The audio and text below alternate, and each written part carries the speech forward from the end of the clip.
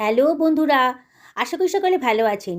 ফুটন্ত গরম জলে এক আঁটি পালং শাক আর এক বাটি কড়াইশুঁটি দিয়ে দেখুন, অসম্ভব টেস্টি একটা ডিনার রেসিপি তৈরি হয়ে যাবে। আপনারা কল্পনাও করতে পারবেন না যে এত টেস্টি ডিনার রেসিপি 15 থেকে 18 মিনিটের মধ্যেই তৈরি করে ফেলতে পারবেন। চলুন তাহলে কথা না বাড়িয়ে আজকের এই ইউনিক ডিনারটা রেডি করে ফেলি। আমি একটা কড়াইতে এক বাটি পরিমাণ গরম জল বসিয়ে দিয়েছি। জলটা যখন ফুটতে শুরু করেছে এখানে হাফ টেবিল চামচ মতো লবণ দিয়ে দিলাম, আর দিয়ে দিলাম এক আঁটি পালং শাক, আর দিয়ে দিচ্ছি এক বাটি কড়াইশুঁটি। মিনিট দুয়েক এটাকে আমি একটুখানি ভাপিয়ে নেব। খুব বেশি সেদ্ধ করব না, খুব বেশি সেদ্ধ করলে কিন্তু কালো হয়ে যাবে, তখন আর কালারটা সুন্দর থাকবে না। দেখুন, একটু নাড়াচাড়া করে দিচ্ছি, আর মিনিট দুয়েক এটাকে আমি একটু ফুটিয়ে নেব। 2 মিনিট বাদে একটা স্ট্রেনারের সাহায্যে পালং শাক আর কড়াইশুঁটিটাকে আমি তুলে অন্য একটা পাত্রের ভেতর রেখে দেব।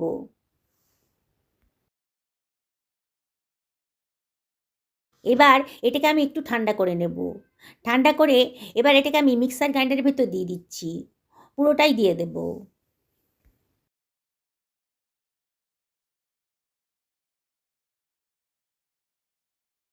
এবারে বেশ খানিকটা ধনেপাতা আমি হাত দিয়ে ছিঁড়ে এর ভেতর দিয়ে দিচ্ছি। দারুণ সুন্দর টেস্ট আসবে, কালারটাও সুন্দর হবে। আবার দিয়ে দিচ্ছি 4 থেকে 5খানা কাঁচা লঙ্কা, আর দিয়েছি কতগুলো রসুনের কোয়া। লঙ্কাটা নিজেদের পছন্দ মতো দেবেন। এবারে আমি দিয়ে দিচ্ছি 1 টেবিল চামচ মতো লবণ, হাফ টেবিল চামচ মতো গোটা জিরেও দিয়ে দিলাম।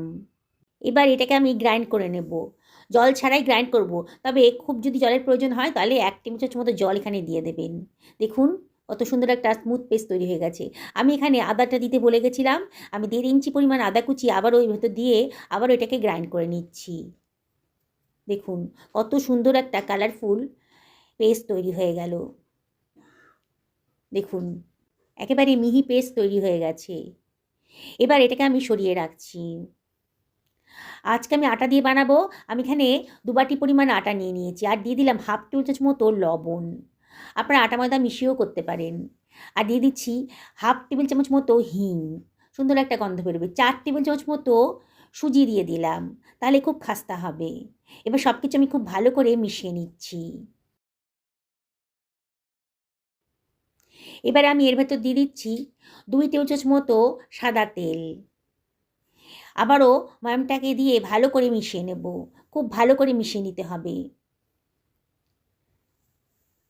দেখুন খুব ভালো করে মেশানো হয়ে গেছে যখন ময়ামটা, তখন আমি এর ভেতর দিয়ে দিচ্ছি ধনেপাতা, পালং আর কড়াইশুঁটির পেস্টটা। পুরো পেস্টটাই আমি দিয়ে দেব।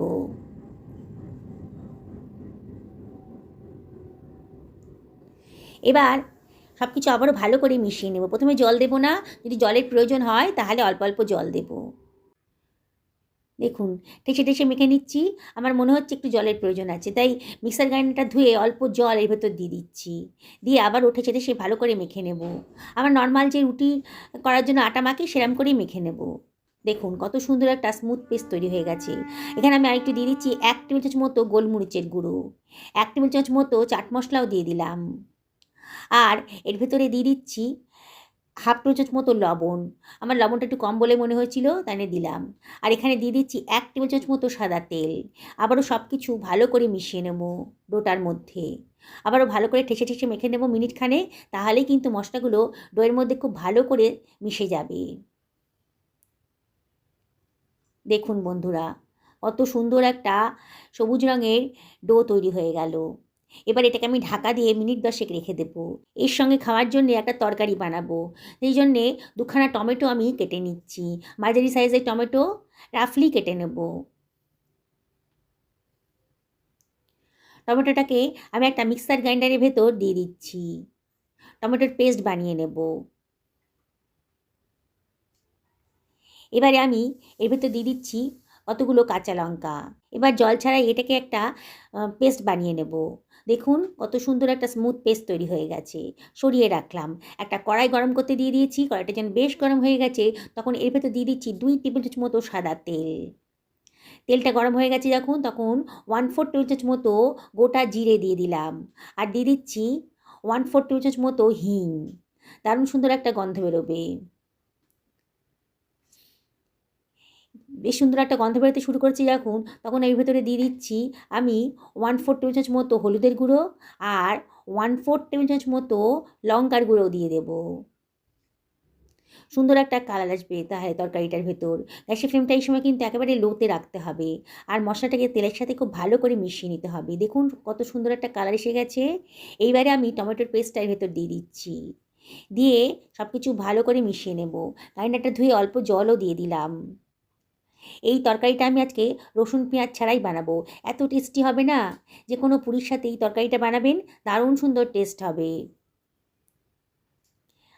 বারবার করে নাড়াচাড়া করতে হবে। গ্যাসের ফ্লেমটা মিডিয়াম টু হাইতে রেখেছি আর অনবরত কিন্তু নাড়ছি। এবার আমি এর ভেতর দিয়ে দিচ্ছি 1/2 টেবিল চামচ মতো লবণ। আর এর ভেতরে আমি দিয়ে দেবো 1/2 টেবিল চামচ মতো জিরের গুঁড়ো, 1/2 টেবিল চামচ মতো ধনের গুঁড়ো। দিয়ে সব কিছু আবারও ভালো করে মিশিয়ে নিচ্ছি।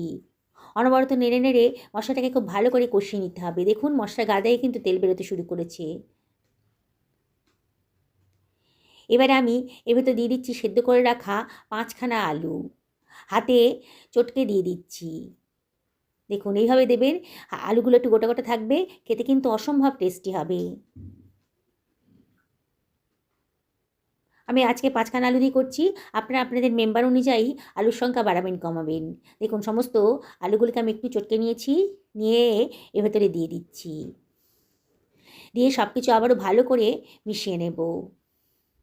অসম্ভব টেস্টি একটা তরকারি আজকে তৈরি হতে চলেছে, কোনো ঝামেলাই নেই। মিনিট খানেক খুব ভালো করে এটাকে কষিয়ে নেব। অনবরত কিন্তু নাড়তে হবে, নাহলে কিন্তু পোড়া লেগে যেতে পারে। এবার এর ভেতর দিয়ে দিচ্ছি আমি 1.5 বাটি পরিমাণ গরম জল। গরম জল দেওয়ার চেষ্টা করবেন, তাহলে রান্নার কালারটাও সুন্দর থাকবে আর কুকিং প্রসেসটাও কন্টিনিউ হবে। দিয়ে সব কিছু খুব ভালো করে মিশিয়ে নিচ্ছি।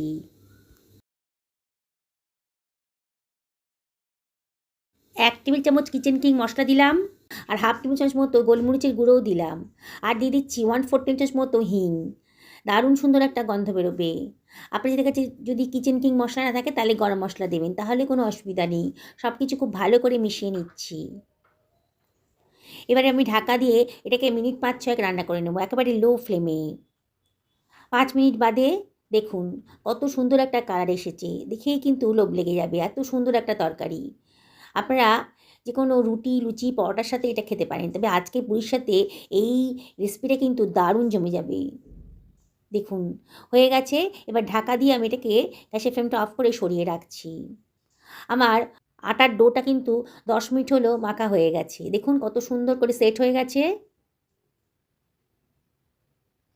আবারও একটু ঠেসে ঠেসে মেখে নিচ্ছি। এবার আমি এর থেকে কতগুলো লেচি কেটে নিচ্ছি। ছোটো ছোটো পুরির মতো করে লেচি কেটে নেব। ইচ্ছে করলে আপনারা পরোটাও বানাতে পারেন, তবে আজকে আমি এটা দিয়ে পুরি বানাবো। অসম্ভব টেস্টি পুরি রেডি হয়ে যাবে। এবার একটা লেচি নিয়ে আমি চাকলার উপরে দিয়ে দিচ্ছি আর চাকলা আর বেলুনের গায়ে একটু তেল মাখিয়ে নিলাম। আজকে তেল দিয়ে এটাকে বেলবো। পুরিটাকে নিয়ে আলতো হাতে চাপ দিয়ে আমি গোল গোল করে পুরিগুলো বেলে নিচ্ছি। দেখছেন তো বন্ধুরা, বানানোটা কতটাই সোজা আর একেবারে নতুন ধরনের নতুন স্বাদের একটা রেসিপি। এইভাবে সমস্ত পুরিগুলো আমি বেলে নেব। আপনারা তো কড়াইশুঁটির কচুরিও খেয়েছেন, আবার পালং পুরিও খেয়েছেন। আজকে পালং আর কড়াইশুঁটির পুরি খেয়ে দেখুন, অসম্ভব টেস্টি। একবার বানালেই কিন্তু বারে বারে বানিয়ে খেতে ইচ্ছা করবে। কড়াইয়ে তেল গরম করতে দিয়ে দিয়েছি। তেলটা যখন বেশ গরম হয়ে গেছে তখন আমি একটা পুরি এর ভেতরে ছেড়ে দিচ্ছি। দিয়ে এবার খুন্তি দিয়ে একটুখানি নাড়াচাড়া করতেই কিন্তু পুরিটা বেশ ফুলে উঠবে। দেখুন গ্যাসের ফ্লেমটা মিডিয়াম টু হাইতে রেখেছি। একটু চাপ দিলেই পুরিগুলো কিন্তু বেশ ফুলে ফুলে উঠবে। দেখুন কেমন ফুলে উঠেছে। ওপর থেকে একটু তেল ছিটিয়ে ছিটিয়ে দেবেন, তাহলেই কিন্তু পুরিগুলো খুব ভালো করে ফুলে উঠবে। অসম্ভব টেস্টি আর এত কালারফুল না, বাড়ির বড়রা তো খাবে, ছোটরাও কিন্তু খুব মজা করে খাবে। আর এই সুযোগে আপনি আপনার বাচ্চাদেরকে অনেকটাই ভেজিটেবল খাইয়ে দিতে পারবেন। বাচ্চারা তো ভেজিটেবল খেতে একেবারেই পছন্দ করে না, বিশেষ করে পালং শাক, কড়াইশুঁটি একেবারেই খেতে পছন্দ করে না। দেখুন কত সুন্দর একটা পুরি তৈরি হয়ে গেছে, একেবারে বলের মতন গোল হয়েছে। এইভাবেই বাকি পুরিগুলো আমি ভেজে নেব। যেসব বন্ধুরা আমার রেসিপিটা দেখছেন অথচ এখনও আমাকে সাবস্ক্রাইব করেননি, তাদেরকে আমি রিকোয়েস্ট করবো আমার চ্যানেলটা সাবস্ক্রাইব করার জন্যে। পাশে থাকা বেল আইকনটা অবশ্যই ক্লিক করে দেবেন, তাহলে আমার রান্নার নোটিফিকেশানটা আপনারা চটজলদি পেয়ে যাবেন। আর যেসব বন্ধুরা ফেসবুক থেকে দেখছেন তাদেরকে আমি রিকোয়েস্ট করব আমার পেজটা ফলো করার জন্যে। দেখুন কত সুন্দর সবুজ রঙের পুরি তৈরি হয়ে যাচ্ছে, আর একেবারে খাস্তা হয়েছে দেখেই মনে হচ্ছে। এপিট ওপিট করে আমি ভালো করে পুরিগুলোকে ভেজে নিচ্ছি। এবার একটা স্ট্রেনারের সাহায্যে তুলে নিয়ে আমি একটা সার্ভিং প্লেটে এটাকে সার্ভ করে দিচ্ছি। দেখুন বন্ধুরা কতটা লোভনীয় হয়েছে। শীতকালে এইরকম পুরি যদি একবার না খান না, তাহলে কিন্তু আফসোস থেকে যাবে। সারা বছরই কিন্তু পালং শাক কড়াইশুঁটি পাওয়া যায়, তবে শীতের পালং শাক কড়াইশুঁটির টেস্টই কিন্তু আলাদা।